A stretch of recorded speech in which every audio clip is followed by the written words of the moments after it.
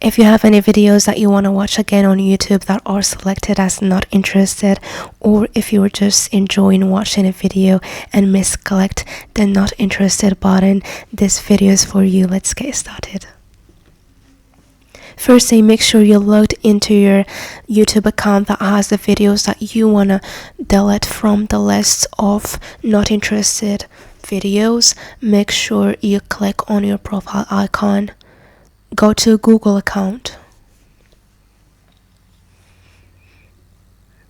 Click on data and privacy.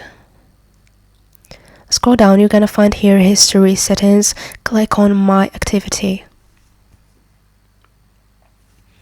Go to other activity.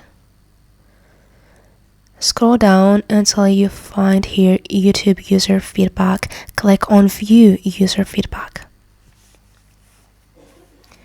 It's gonna take you to this page. This page has all the videos that you have selected as not interested. To remove a specific one, you can click here. But if you want to remove all, you can just click here. Let me show you. You can just click here. And that is all you need to do. If you have any questions, ask me in the comments. Thank you for watching. If you found this helpful, drop a like. See you next video.